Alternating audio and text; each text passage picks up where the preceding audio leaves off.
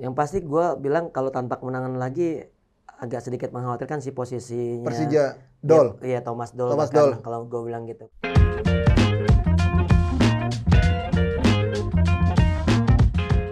Welcome back to Discord.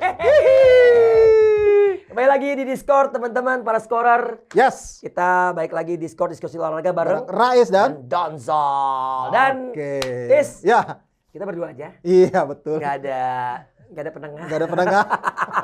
Hari ini kita akan ngebahas apa nih? Soal Liga 1 tentunya pastinya. Liga 1. Liga 1 kita review yang kemarin ada kejadian-kejadian juga deh. Yang kejadian bagus apa yang jelek? Yang ya ada yang jelek ada yang bagus sih. Emang ada yang bagus ya? Gila ada loh. dong. Ada pasti. Kan ada. nanya. Iya pasti Gak apa-apa ada. lah nyinyir dikit. Bener. Dimulai dengan apa nih? Tapi gue kemarin gini Don, gue mau cerita dulu. Iya, Lo tahu kan? tunggu. Kok lu bisa bikin ada Discord tanpa gue? Gue kurang kritis Don di situ Don. Gue kurang Kenapa? kritis. Lu kan ketemu sama Pak Erick Thohir. Iya, gue dibilang itu kurang gimana kritis. ceritanya? Maaf ya teman-teman, saya kurang kritis beneran dah. Takut. Enggak, tapi gini. Kenapa sih? Lu kok bisa ketemu di mana tuh? Iya, gue emang sengaja nggak mau sama lu. Nah, soalnya kan tangan kanan Arya, tangan kiri lu. Ya, Gua cebok. iya juga ya. Tai lu. Nggak gini, jadi sebenarnya itu memang kan skor tuh udah minta jadwal Perik lumayan lama lah ya. Dari sebelum dia terpilih kayaknya. Buat apa namanya wawancara dia gitu. Okay. Apa namanya eksklusif lah gitu lah wawancara sama dia. Terus akhirnya tiba-tiba ya agak mendadak juga.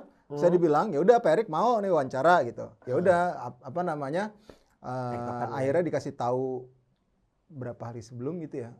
Pokoknya dia udah mau lah gitu untuk Dimana wawancara kita di Menteng. Oh, oke. Pokoknya di Jakarta gitu. Terus akhirnya pas gua masuk, gua kaget juga. Ternyata tuh Pak Erick tuh lagi ngobrol sama supporter. Ada Bung Ferry, Ya, terus ada yang Persita sama PSM itu kan. Iya, betul. Udah sekalian aja gua amprokin, gua tanyain di situ gitu loh. Kejadian apa namanya terkait dengan apa yang dibicarain di diskusi itu. Karena kan kemarin setahu gua itu lagi rame banget ya yang soal pemanggilan pemain, bukan supporter ya, ya. Pemanggilan pemain tuh supporter lumayan kencang juga tuh. Soal Persija PSM. Persija PSM. Terus apa namanya ya itu juga soal WD itu minta direvisi, di review. Jadi dari situ gue pengen tahu aja apa aja yang dibicarain dan akhirnya kemarin sih memang ada beberapa poin-poin yang memang mereka bicarakan dan terus ya kayak seperti yang dibilang sama Bung Ferry dia agak lega gitu karena dapat kesempatan untuk menyampaikan aspirasi teman-teman supporter. Tapi di situ. kondusif ya? Kondusif sih. Sayang banget. Ya kenapa lo pengen? Sayang banget gue gak ada. Astagfirullahaladzim, gue belum selesai. Gila lo, gue sayang banget gue gak ada. Tapi gue ada aspirasi juga. Benar, tapi yang pasti memang kita harapin bisa kondusif lah situasi sepak bola kita gitu. Jangan terlalu banyak polemiknya walaupun bagi kita sebagai media tuh seru. Kalau nggak ada bumbu-bumbu polemik kan nggak enak. Nggak ada yang diomongin. Nggak ada yang diomongin, apalagi lu sih tukang nyinyir. Nggak ada yang diomongin. Tapi yang jelas kita berharap yang terbaik. Ya gua harap ada tindak lanjut ya. Setelah kemarin kan mungkin juga banyak suara-suara juga. Kok cuma 3 itu doang gitu ya. Mungkin itu juga udah diketahui oleh Pak Erick juga. Yang gua tahu kemarin tuh sebelum kita berpisah dari ruangan itu yang ada pembicaraan untuk coba bikin skala lebih besar gitu. Oh, berarti ya mungkin Jambore Supporter juga gue nggak tahu. Udah lama tuh ya. Karena walaupun Jambore Supporter itu menurut gua ya, menurut gua karena kan pernah coba dilakukan gitu. Ya nggak terlalu efektif juga kalau misalkan nggak bisa diimplementasikan dengan baik di akar rumput. Ya, karena yang paling ini kan di akar rumput supporter itu. Gimana cara memberikan edukasi di akar rumputnya sebenarnya. Yang ngomong soal akar rumput seperti pertandingan PSIS lawan Persib. Ngeri emang lo bridgingnya lo. Makin jago komentator Liga 1. Gue komentator kagak fokus gue kemarin PSIS sama Persib karena kan kedengeran atmonya kan atmosfer pertandingan. Oke, kan? Itu bukan ini ya. Sekarang udah nggak ada atmo rekaman ya. Nggak ada. Oh, nggak ada. Ini atmo memang langsung dari lapangan ya. Dari lapangan yang ada kejadian bahkan ada asap yang berasal dari tribun penonton yang setelah pertandingan gue cari tahu ternyata emang ada ribut. Ya fans Persib juga ada di sana. Kayaknya mungkin emang pertandingan kan panas banget, Is. Itu memang sudah pasti fans Persib ya yang datang ya. Kalau nggak dari YouTube-nya. Oh, dari YouTube, iya. Iya. Jadi mereka tuh datang tanpa diketahui sama teman-teman PSIS Semarang. Gue nggak tahu kalau itu. Tapi ada teman gue fans Persib. ke Semarang kesana. Dan teman-temannya yang anak orang Semarang tahu.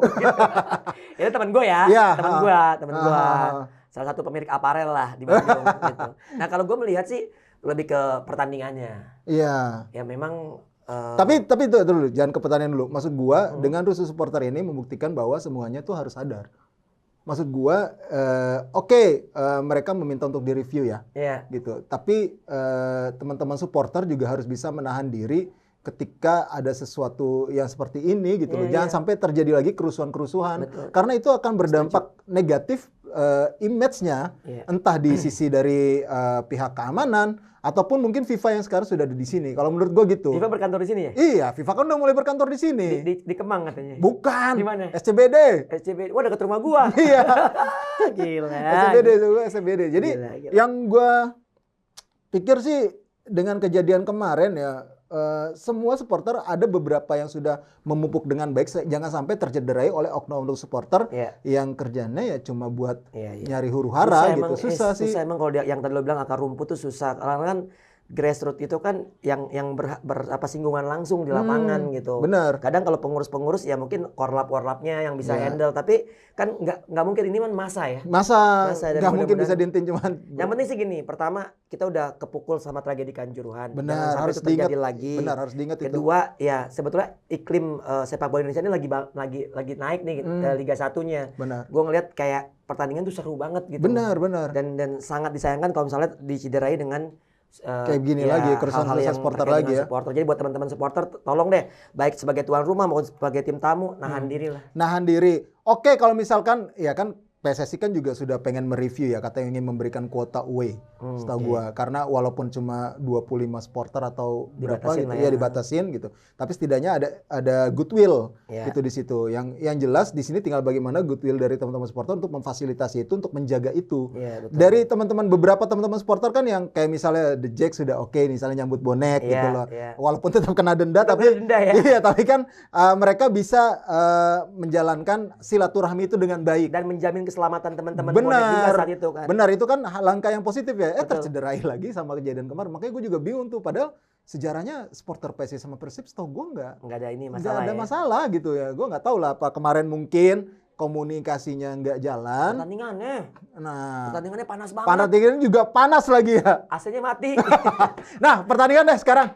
Kita berharapin itu bisa jadi pelajaran, dan gue harap ini tidak terulang lagi deh di sepak bola Indonesia. Sekarang kita bahas pertandingan, Don. Langsung ke PSIS. Langsung Persib aja. PSIS Persib tuh kalau menurut gua wasitnya tegas banget ya, berani menurut gua. Emang momentum-momentum kayak penaltinya untuk Persib yang 2-2 itu ya gue bilang emang foul gitu. Tapi momentumnya kan pertama tuan rumah udah kena kartu merah 2 gitu kan. Tapi memang kartu merahnya jelas. Lutfi Kamal dua kali melanggar, dan satu lagi Adi Satrio, kiper keluar terlalu jauh. Aswan Karim Aswan Karim mantan sekjen. Siapa? Arman. Nah, itu pemain muda dari Bandung United sebelumnya. Pemain Persib yang dia main cuma sebentar karena dia jatuh ngejordak gitu berdarah. Dan sampai dibebat gitu. Main masih ada ngocor darahnya, kan digantikan di menit-menit akhir. Beneran. Dan itu dari Adi Satrionya keluar terlalu jauh, persis kayak Andri Tani. Bedanya Andri Tani nggak kena orang. Adi Satrio kena orang.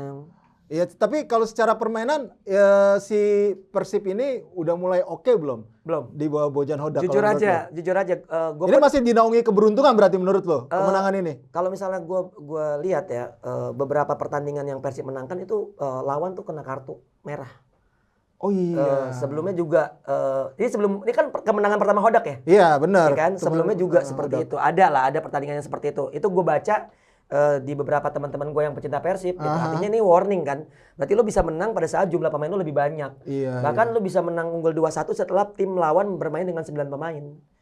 Setelah permainan menurut gue ya, kayak misalnya Alberto Rodriguez sama Nicky Pers lumayan lah, so-so lah.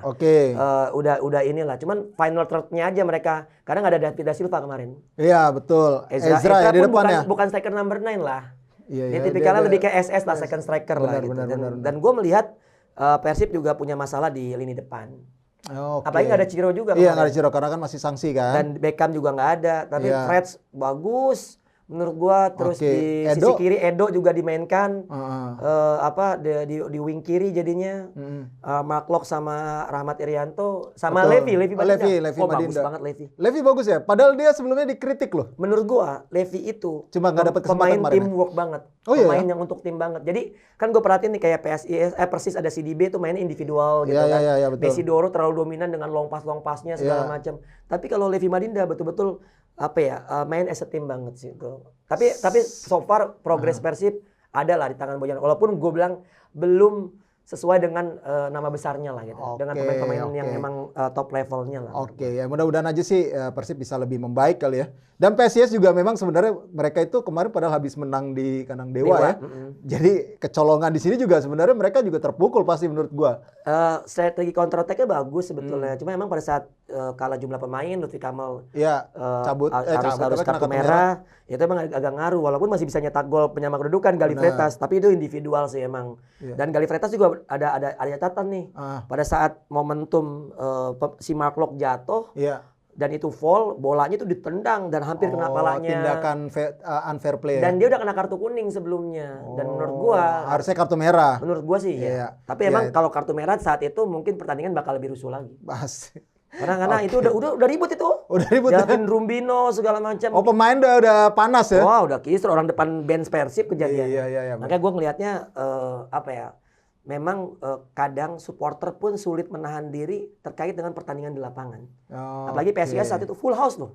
Iya, itu pasti karena lawannya Persib. Dan itu big match mereka habis menang di kandang Dewa kan harapannya euforianya masih ada. Nah, itu kalau terkait dengan Persib dan PSIS. Tapi yang menarik itu Persebaya, Is. Nah, iya benar nih. Ganti Aji Santoso ke legend Persebaya yang lain, Uston Nawawi, caretaker lah sifatnya. Karena AFC Pro-nya belum selesai. Betul. Nah, tapi 3 kali kemenangan. 3 kali menang. 2 kali di kandang, betul. 1 kali di tandang. Bener, menang lawan Bayangkara, tandang di Patriot, terus menang sama Persita 1-0, menang sama PSM 1-0. Dan pragmatis banget. Iya, bener. Mainnya simple, pokoknya ibaratnya pokoknya kita cari menang.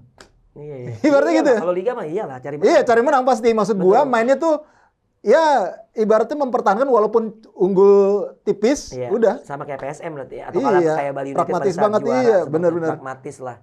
Tapi ini yang dibutuhkan sama tim ya. Artinya kalau misalnya kita mau juara, ya lu bagaimana bermain secara efektif aja. Benar. Nah, kalau lu dari sisi teknis ya, Don. Kalau lu ngelihat Persebaya permainannya ya, sebenarnya harusnya mereka bisa bersaing nggak sih dengan materi pemain yang mereka miliki gitu loh. Kemarin kan dikritik itu loh. Iya, kekurangan Persebaya kan setiap yang main bagus musim berikutnya dijual.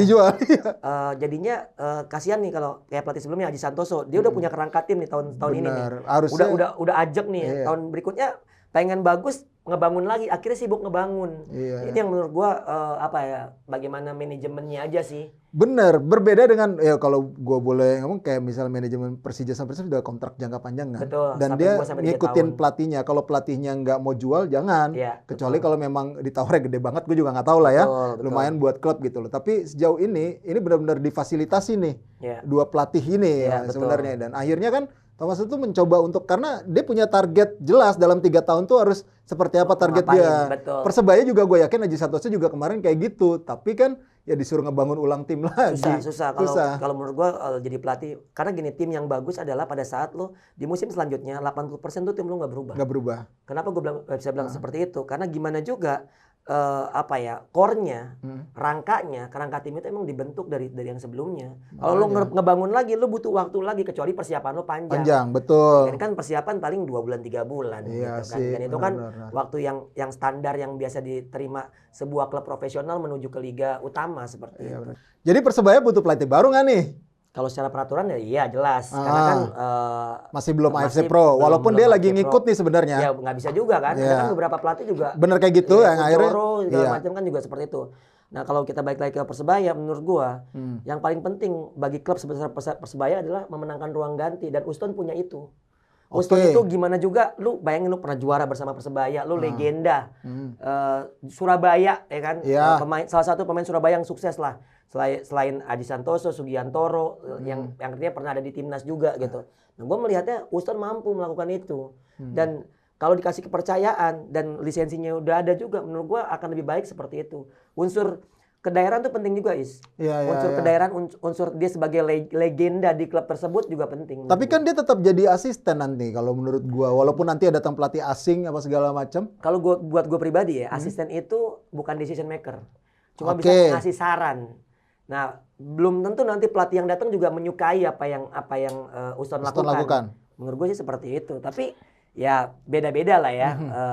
Mungkin juga Uston bisa belajar sama pelatih yang baru nanti berpengalaman gitu. Tapi buat gua kalau Uston bisa bisa ditingkatin, dicepetin ininya lisensinya, baru gua rasa mendingan Uston aja sih. Mendingan terbukti kok dia bisa tiga kemenangan. Asal jangan kayak Ole aja ya. Kenapa? Jadi caretaker bagus, pas jadi pelatih busuk. Ya kita harapin Persebaya tetap konsisten lah ya.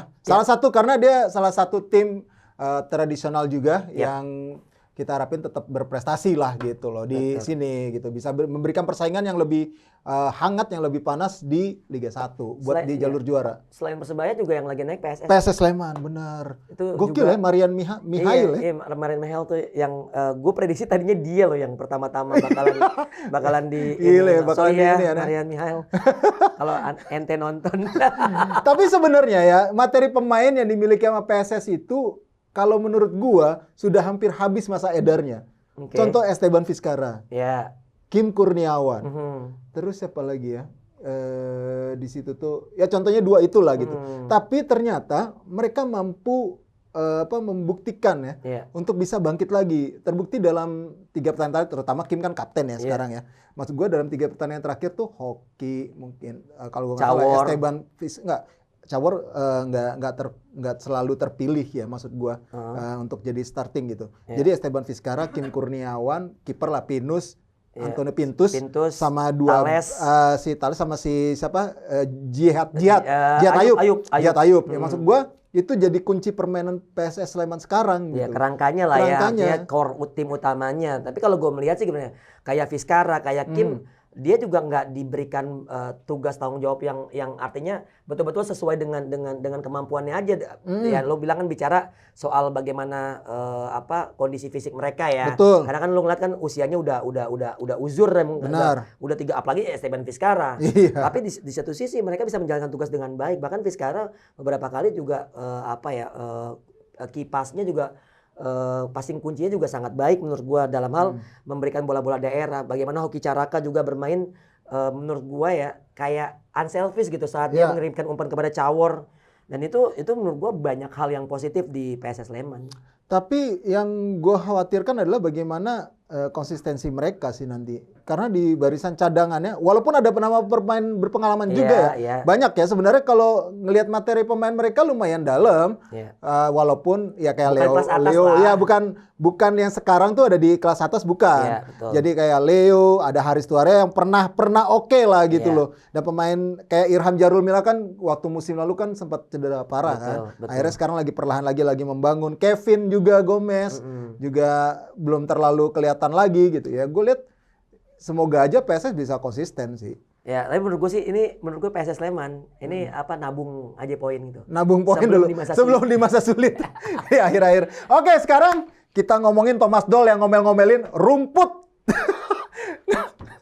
Ngeluh dia soal rumput Patriot. Kayak jadi tuh dia bilang kan di sesi press conference ini udah kayak Jurgen Klopp ya. Iya. Marahnya ke rumput gitu ya. Jadi katanya kita harus sampai bahasa jeda tuh minta disiram itu pakai air itu. Lapangan karena saking jeleknya ibaratnya gitu. Dia ngeluh itu dan dia juga mengkritik soal kartu merah Firza Andika. Maksudnya dia harusnya Firza itu nggak melakukan hal seperti itu gitu loh. Kalau gue malah mengkritik dia. Coba gimana dong? Kalau menurut gue harusnya Firza Andika yang digantikan. Pada saat ada kesempatan pergantian pemain, ketika Firza Andika kartu kuning harusnya Firza Andika yang digantikan. Kalau nggak salah kena kartu kuning pertama itu menit 40-an babak pertama. Dan itu menekel keras Dedik. Nah itu tackle keras dan emang harus kartu kuning jelas. Nah pada saat babak kedua, Firza Andika kan babak pertama kan central back. Iya. Babak kedua masuklah Akbar Arjunsyah. Iya, Akbar Arjunsyah. Ternyata Akbar Arjunsyah menggantikan Witan Sulaiman. Secara posisi menggantikan Firza Andika di central back 3 bersama Kudela dan juga Rizky Ridho. Nah, Firza Andika dinaikin ke posisi Witan. Yang Witan digantikan sama Akbar Arjunsyah. Di situ kejadiannya si Firza Andika narik kalau nggak salah Ahmad Maulana Syarif. Oke. Dan itu emang nggak penting, Is. Kartu kuning kedua tuh Firza Andika tuh nggak penting narik kayak gitu. Iya benar. Nah itu kartu kuning kedua dan harus mandi lebih cepat saat itu. Gue bilang aja ini oke lah Firza Andika punya andil kesalahan. Tapi menurut gue Thomas Doll juga harus ngeliat nih. Karena kan Firza Andika kan main kan agak sedikit keras, lepas kendali ya beberapa momen ya kalau gue bilang gitu. Nah itu akhirnya berbuah, karena kecuali kalau Witan cedera ya. Oke. Karena gue ngeliat tuh harusnya Firza Andika yang diganti aja, Witan juga babak pertama nggak jelek-jelek. Harusnya banget. Bisa Oliver Bayas kali ya masukin duluan ya mungkin. Gue nggak ngeliat Oliver Bayas itu sebagus saat dia main di Filipina sih. Oh iya? Belum nyetel. Belum nyetel ya? Belum nyetel ya? Bahkan Gajos pun di luar dia mencetak gol pertamanya kemarin ya, pada saat Persija ditahan imbang Arema, seri rasa kalah. Seri rasa kalah iya, gue melihatnya sih Gajos so-so lah. Maksud gua bahkan untuk dibanding Behren di awal-awal ya. Iya benar. Enggak sefenomenal Behren di awal-awal walaupun Behren akhirnya turun juga gitu. Adaptasinya nggak siap gitu. Iya. Nah, kalau gua melihat seperti itu. Bahkan siapa yang botak satu lagi? Kermencik. Iya, Kermencik. Gua langsung botak ngeliat lu gitu Kermencik. Dan gua melihatnya gua masih itulah. Oke lah dia bisa mencetak gol tapi nggak terlepas dari triangle bersama Riko Simanjuntak dan Rio Matsumura, dan Rio Matsumura juga belum sembuh dari cedera kayaknya. Benar. Nggak maksimal. Iya, ngomong-ngomong soal ini depannya juga nih Marco Simic gimana ya? Susah. Berat kayaknya udah ya? Berat ya? Bahkan kan kemarin sempat dimainkan kan. Iya, sempat dimainkan menit akhir. Kan. Itu pun karena emang udah nggak ada pilihan lain, harus nyari kemenangan di kandang.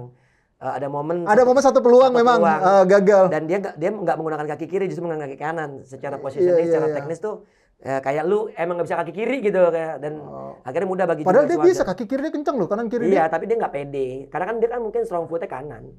Habis hilang ini ya, maksud gua sentuhan. Ya habis penalti nggak masuk aja kali. Lawan Madura United. Tapi kayaknya menurut gua Marco Simic ini salah satu pemain Asia yang mungkin paling terancam ya untuk musim depan. Mungkin kalau dia nggak bisa up lagi ya. Gue rasa sih Persija emang harus ganti strikernya semua sih. Oh ya, Aji Kusuma? Aji bisa memang lari. Super sub ya? Memang tipikal super sub ya? Bisa lari aja. Tapi finishingnya kurang. Iya ya, finishingnya kurang ya. Dan dibutuhkan, maksud gue sayang ya, karena kemarin tuh main kan. Sayapnya kencang-kencang, tengahnya agak lumayan ya. Maksud gue kalau finishernya nggak ada ya memang sayang banget. Kemarin kan ada momentum Rico ngumpan ke Akbar Arjun. Iya. Nyundul juga padahal udah bebas gitu. Kudela sampai dan itu harusnya kill the game. Kill the game harusnya, iya benar. Kurang kill the game kemarin. Iya, padahal ya, gue salut sama Gustavo Almeida. Dia cuma gila. Iya itu pintarnya Greg juga. Oh, iya. Gol kedua ya, pintarnya Greg juga. Betul. Nahan cara dia sebagai pemantul. Tapi memang Gustavo Almeida ini adalah tipikal striker yang gigih banget ya. Asli. Gokil. Padahal ya nggak punya kecepatan banget. Asli, itu tipikal. Anjir, gue nggak suka lo tipikal jangkung kan. Iya. Kalau gue ya selera ini ya, maksud gue tipikal striker kayak gitu tuh gue nggak suka banget. Ya? Gue nginget sama Ngon Ajam sih. Ngon Ajam tapi masih jago. Maksud gue masih ngasih jagoan Ngon Ajam zaman itu ya. Zaman itu masih jagoan Ngon Ajam gitu waktu di Sriwijaya. Dibandingkan Gustavo Almeida kalau menurut gue. Tapi ya tipikal-tipikal kayak gitu. Tapi 9 gol Arema. Iya, itu membuktikan bahwa dia sebenarnya memang oke nih striker. Sampai ada kabar langsung dipagerin sama Arema. Iya, pasti. Kontraknya langsung dipagerin ya? Kayaknya. Katanya sih, karena udah banyak klub yang pasti nawar buat musim depan. Tapi kalau buat sama Persija nggak cocok sih. Iya, kalau buat Persija nggak? Iya, karena kan Persija kan mainnya wing, dia kan mainnya lebih ke bola pas ke dia. Betul. Sementara ini tipikal striker pekerja juga. Asli keren. Iya, makanya Arema sayang banget kalau nggak bisa menang-menang sampai sekarang. Yes, ini masalahnya kan pelik ya. Masalahnya bukan cuma teknis ya. Psikologis sih. Psikologisnya, non teknis segala macam. Gue melihat kayak akhirnya datang kan Fernando Valente kan, pelatih yang sudah nonton di Patriot kemarin. Dan itu kan pelatih Arema yang akan menggantikan Kuncoro sebagai pelatih kepala. Nah, gue melihatnya sih mungkin akan ada hal bagus lah. Karena kan ada pelatih baru, biasanya ada suasana baru. Harusnya. Tapi seberapa impact-nya si Valente ini bisa ngangkat Arema nanti ke depannya. Kira-kira menurut tuh Arema bakal degradasi nggak? Ini kan ada 4 nih. Yeah. Arema, Bayangkara, Persikabo sama Persita. Kalau Persita sih gue kemarin kan oke lah, cuma sekarang aja agak menurun gitu. Yeah. Persikabo nih agak-agak ngeri-ngeri sedap, tapi biasanya dia di menit akhir lolos. Kenapa Is? Gue nggak tahu. Memang gigi memang. Lo jawabnya yakin dong. Emang gigi. Ya gue ngeliatnya kan di akhir-akhir gue juga nggak ngerti juga non teknisnya, maksud gue secara dia membangun mental pemainnya gitu loh. Kita nggak ngerti lo gitu loh. Lo gue pancing kayak gitu. Gawat emang gawat. Gila. Nggak, tapi Bayangkara FC nih agak-agak ini juga. Ya seru ya. Karena background mereka sebagai tim aparat, ya kan. Lalu juga kemarin manajer di sini, para penonton pada hostnya kagak berani, ya lau nggak di sini. Gak apa-apa sih, gue seneng dengan komen kalian yang ngejudge kita, karena emang ya gimana ya, daripada mana estate kagak udah mati. Yang pasti sih Bayangkara menurut gue berat. Iya. Tapi materi pemainnya harusnya gue sih bisa lah mereka dengan materi pemain yang mereka miliki sih kalau gue. Tapi sadar nggak sih liga sekarang tuh betul-betul yang kompetitif banget gitu. Artinya bahkan tim-tim yang musim lalu ada di 4 besar terbawah kayak Barito, PSS Sleman, Dewa, Rans itu sekarang lagi gacor-gacornya sih. Dan itu kan membuat mereka-mereka yang ngerasa 4 tim itu paling akan ada di bawah lagi. Nggak tahunya Barito dengan Rahmat Darmawannya. Benar. Lalu Rans juga. Gue juga nggak tahu sih Rans tuh sama Dewa sempat kalah sama PSS Semarang, tapi kan bisa dibilang bagaimana Jan Olderi Kering. Jan Olderi Keringnya kan itu luar biasa merubah yang setelah setengah musim dia nggak bisa ngapa-ngapain. Benar. Selanjutnya dia bisa melihat bagaimana atmosfer Liga 1 seperti apa. Iya, yang agak ngeri-ngeri sedep ya sebenarnya Arema sih agak ngeri sedep. Kalau kita prediksi masih jauh sih. Masih jauh sih. Ya walaupun sudah 9 pekan ya, Don. Belum lah. Maksudnya 9 pekan masih baru, masih separohnya aja kan belum. Iya sih benar. Mungkin kalau misalnya masalah udah separuh musim baru kita prediksi siapa yang 4 terbawah. Iya, baru bisa kita ketahui lebih definitif kalau lebih. Kita ngomong sekarang terribut di kolom komen. Oke, sekarang kita langsung aja ke prediksi pekan ke-10. Pekan ke-10, gue gak mau ngikutin itulah. Udah sini aja dah. Gue gak percaya gue sama Iko. Benar, soalnya gue komentator Madura. Madura United Bayangkara. Ya gue bilang Madura luar biasa. Madura bagaimana, ya? Main di kandang lagi ya? Ya, bagaimana Brandaunya juga, Jajanya, Lulinha juga, para pemain. Tapi mereka memang core-nya tuh kekuatan utamanya ada di pemain-pemain asing mereka ya. Terutama di sektor penyerangan. Ya. Dan gue ngelihat Farudin di sektor defender juga sangat oke gitu. Dan gue menganggap sama kiper Wawan Darmawan ya. Wawan Hendrawan. Wawan juga kiper kan makin tua makin bagus. Iya, kelihatan lah. Dan gue lihat Bayangkara juga agak sedikit susah untuk bangkitnya. Tapi ya kita tahu Liga Indonesia penuh kejutan. Iya. Tapi gue masih lo Madura ya? Gue masih ngeliat ini seri lah. Anjir. Iya, seri lah Bayangkara. Kenapa sih? Mana Pak Barji ya? Kan Pak Barji udah nggak ada di sini. Biar. Ya, Persik lawan PSIS Semarang. Nah ini sebetulnya menarik, PSIS Semarang pasti nyari obat lagi. Nyari obat penyembuh luka mereka habis kalah di kandang. Tapi mereka harus bermain tanpa kiper utama. Terus juga Dewangga juga masih nggak ada. Iya betul.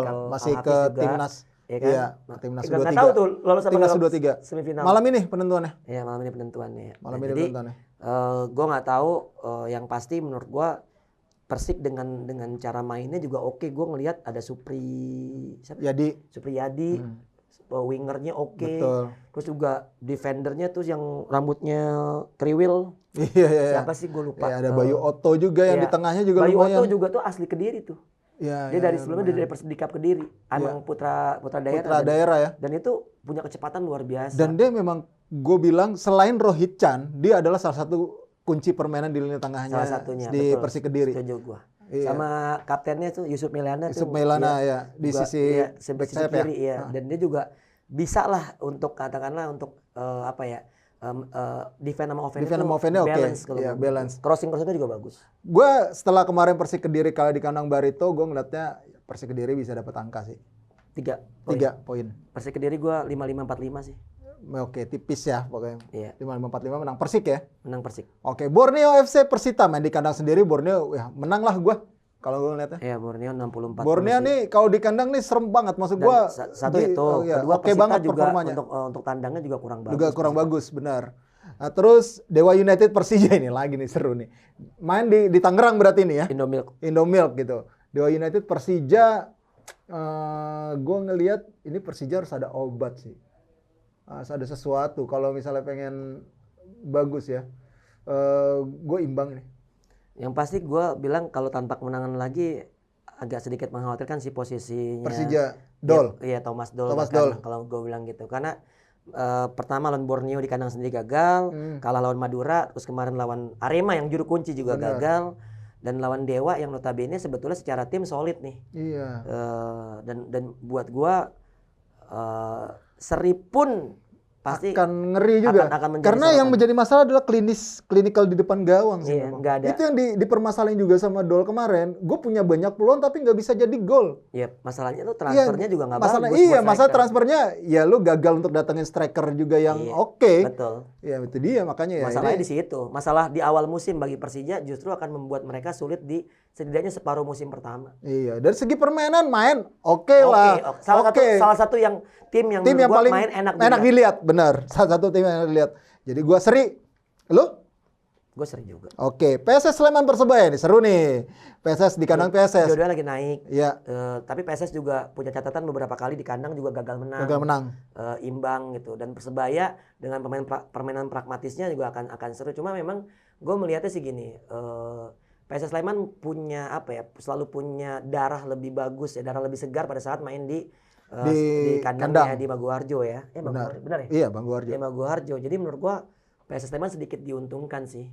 Karena mereka akan bermain dengan dukungan penuh supporternya. Pasti. 5545 sih buat 5545 gua juga PSS Sleman. Persib Rans Nusantara adalah Persib lah kali ini menang. Masa iya gak menang di kandang? Justru tekanannya kalau di kandang. Berat. Kasihan Pak Teddy. Iya ya. sampai jadi sasaran terus ya. Sampai kabarnya waktu lagi beberapa fans Persib mau mengosongkan tribun, sampai kabarnya tuh datengin supporter di luar. Pokoknya dikasih nonton lah pokoknya gitu. Kabarnya gua denger sih, caranya itu biar kelihatan tetap ada yang dukung gitu. Padahal, dan memang polemik Persib ini sebetulnya masalahnya emang pelik banget, bingung gua. Lebih ke ke internal mereka ya, antara hubungan mereka dengan supporter. Akhirnya comparison antara Persija dengan Jackmania, ya itu juga akhirnya hubungannya harmonis gitu ya. Dibanding-bandingkan gitu kan sama fans-fansnya Persib juga. Tapi di satu sisi siapa sih maksudnya orang Sunda nggak dukung Persib kan aneh. Iya betul. Dan di satu sisi Persib juga ini yang benar yang lo bilang main di kandang. Tekanan ada di mereka justru. Ada pasti. Rans datang ya dengan nothing tulus. Benar. Kalau mereka kalah sama Persib di kandang, tapi kalau bisa mencuri seri aja itu rasa kemenangan. Bonus dari Arafi gede juga kayaknya. Minimal Cipung tersenyum. Rapatar nggak nangis. Oke, gue imbang. Imbang ya? Kayak ngeri ya. Gua masih pegang Persib lah. Masa iya sih nggak menang gitu. Gue 2 pertandingan Persib gue bilang imbang. Bali United Barito Putra. Wah ini nih agak sulit juga karena Bali United sulit. Masih inkonsisten juga sih Bali United nih. Iya. Dan sebetulnya ini bakalan cepat banget sih pertandingan. Karena setiap yang lawan Bali gue nggak tahu kenapa emosional semua. Iya ya. Kenapa ya?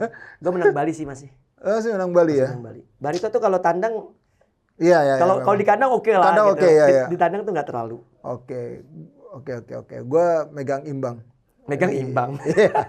Hasilnya seri. Okay. Arema Persikabo. Nah ini dia nih Arema Persikabo. 2 tim pesakitan. Iya. Arema kayaknya udah dengan pelatih baru. Kayaknya mungkin ya. Ya, gue ngelihat sih imbang. Gue gini ya, Persikabo tetap punya. Persikabo udah sama Coach Aji nih. Iya. Udah sama Coach Aji nih. Dan sama Aji Santoso ya. Iya. Dan kita tahu bagaimana Aji Santoso juga kerap selalu punya solusi ya. Iya. Untuk sebuah tim gitu. Dan Arema juga pelatih baru. Iya betul. Valente itu, gue pikir akan seru, tapi gue kayaknya ngasih imbang nih. Main di Bali, gue Persikabo. Wah gila. Mantap. PSM Persis Solo, ini seru lagi nih. Main di kandang PSM. Persis tanpa Sananta, tanpa Kanu, sama satu lagi Irfan Johari juga cedera kan. Iya. Gue ngelihat PSM nggak ngelepas siapapun kan. Persija masih ngelepas itu loh, Ferrari. Enggak, Irfan Jawari kan kesana juga. Iya, maksud gue ke timnas. Iya, cedera kan di Iya, yang pertama. iya. Jadi gue pikir PSM akan dominan sih. Ya, kayaknya PSM menang. Persis agak sedikit PR tanpa Sananta secara goal getter. Iya, goal getternya ya, walaupun ada Alexis juga, ada CDB juga tetap. Ada Rodriguez ya, sama Dani ya. Roni yang katanya kalau di artikel kita tuh mirip Ronaldo kekuatan fisiknya. Lo percaya? Lo gimana kalau baca itu? Ya jangan inilah. Oke dah. Bandingin. Oke dah, sip. Itu dia tadi pembahasan kita untuk review dan juga preview Liga 1 pekan ke-10 berarti ya. Pekan ke-10. Yep. Oke, thank you buat scorer yang udah nonton. Jangan lupa like, comment, share, dan subscribe YouTube channel Skor Indonesia. Follow juga Instagram @RaisAdnan @M_Rais_Adnan dan juga @Donzol. Gue Doni Zola. Gua Rais Adnan. Ciao.